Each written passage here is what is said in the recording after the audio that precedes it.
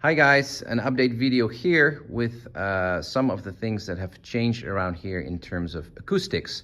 Reason I'm making this video is to help you and to show you what you can do in a living room environment to improve the sound of your system.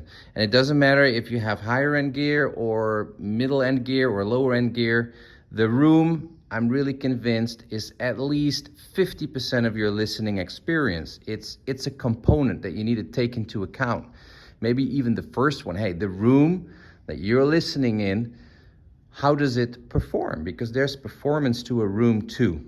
Now, before, I used to have an L-shaped sofa here with a coffee table here, and those two top chairs, they were here and here. Now, that is a separate listening spot and spot to watch TV. As you can see now, it's a fully symmetrical situation. Instead of an L-shaped sofa here, two top chairs here, and a coffee table off center here to the right. Big improvement, I can tell you. Also, in general, there is more furniture now because I created a separate seating area with its own rug. This whole thing with the L shape that was more in the middle, and this was just empty with some marble tables there. And this obviously helps to increase the area that is covered by a rug. More sofa in total. So that really helps with absorption. Now, leather sofas, of course, do a less good job compared to fabric furnishings. So keep that in mind. And if you don't have, a situation where you want to lie down, watch movies with your spouse or your kids, then just get a normal sofa, up to here, something like that, because that leg part you don't really need. It would be even better for listening only to have it come up here. But again, it's all about compromise in the living room. So this is a perfect spot for movie watching and also for listening. The other new thing here is from a company called Acoustic. These are foam panels wrapped in a fabric. They have some curvature to it. You can see they're about 2-inch thick, going up to 3-inch, and they're asymmetrical, so you can turn them around, create a pattern. The fabric is has a little bit of a streak, a little bit of a pattern to it, so you can get pretty creative. They come in a multitude of different colors. They're called Acoustic. Just go to their website and you'll find this product. It's pretty easy to find. I think it's called Cinema something. You'll find it. Acoustic is the brand name. They have a ton of different colors. As you can see, it really blends in well with the rest of the decoration here. Unless you really focus on it, nobody would really know that you're trying to improve your acoustics here. It's just like a feature piece in your house.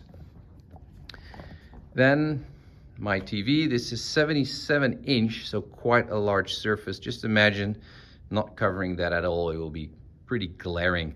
So I took acoustic panel, which I also used on the ceiling. More about that later. It's like a felt-like material. It's 9 millimeters thick. It's a bit wobbly. It's not ultra light. It's pretty dense, and it does a great job at absorbing. Of course, not the lowest frequencies, but it all helps, especially if you have a bit of an air gap behind it, as is the case here. So this is just two pieces taped together, and I can just fold it, put it behind the curtains when I'm watching TV, and when I listen to music, I just pull that out, put it on top here. Takes 10 seconds, and it really improves the listening experience too. So try to come up with something to cover your TV if you have one in the middle between your speakers. Biggest improvement new here is the ceiling. It's the same panel, just a different color. Like I said, it's 9 millimeters. It's from a local manufacturer here in Malaysia. So I don't know where to buy this online if you're overseas, but I did the entire room all the way, including the kitchen, and here too, this area in different colors. This is actually 2 layers, so it damps to even lower frequencies. This altogether, black and white together, is over 1,000 square foot. So over 100 square meters, almost 100 square meters is covered. Here, I had a plaster ceiling, about 10-12 millimeters with about 7-8 centimeter air gap before the concrete slab of the building starts. These panels all together, they are quite heavy, and by gluing them to the plaster ceiling completely changed the dampening characteristics, and overall the reverberation time, the echo if you will, has been reduced significantly. Also a new improvement is the curtain. I used to have one in the corner, now I have another one in this corner too. Now I can fully close this front. We've got a pretty nice day today here in Malaysia. Pretty cool dramatic clouds here. Anyways, this is a thick velvety material, and even when you close it, you know, it's got quite a lot of fabric to it. So depending on which angle the sound wave comes in, there's quite a bit of fabric here. And like I said, it all adds up. So things I already had, of course, these diffusers. They come just in plain wood when you buy them, but if you paint them and you tuck them away nicely like this, I created some feet here, or some stands, a plinth if you will, and a lot of people just see it as part of the interior decoration, not really very obviously that you're trying to do something to the sound or the acoustics. This too, this green stuff, is the same fabric. I created a wooden structure which I then padded with these panels wrapped in that fabric to make it matching. And it looks great too to have a feature wall behind your TV. Then again, when it comes to diffusion, I have this here on top of the sofa. Of course, you could say, you know, put a big painting there, whatever, but I thought it was pretty cool too. A lot of people think it's just like a feature wall, something artistic, if you will, you know. And I painted this. It's almost black. It's a very, very dark gray color, like one step before black. So I thought that matches really well, and the ones over there are white. So it all adds up, you know, it all adds up. So I hope you got an idea what you can do in a living room and how it helped my acoustics, because in my case, the reverberation times have come down by about 1/3. Yeah, on average it was 700, 800, 850 milliseconds.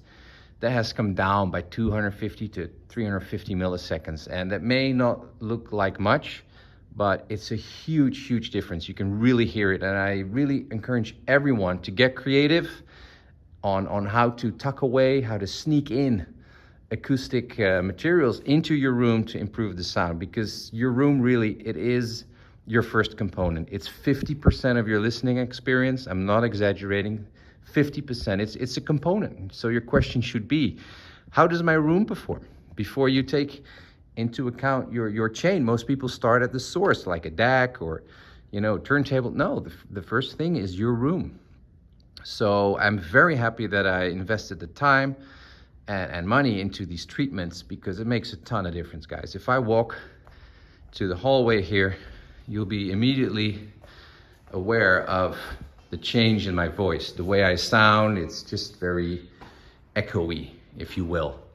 And then if you compare that to here, where the listening position is, with all the soft furniture, the rugs above the ceiling is treated. And of course, when I'm listening, these curtains are all drawn, ceiling is done. You can hear the difference. And I can really, really recommend putting some time and effort into the acoustics of your room. I hope it helped. You can hear the result in my subsequent videos. I also, at the moment, still have my Gryphon Essence, but a little heads up, something bigger, better, and more exciting is on the way, guys. So I'm looking to reveal that in the next video, probably next month or the month after. Take care, guys, and let me know in the comments if you have any questions or remarks, any things that I can improve here still. Let me know what you think, guys. Take care.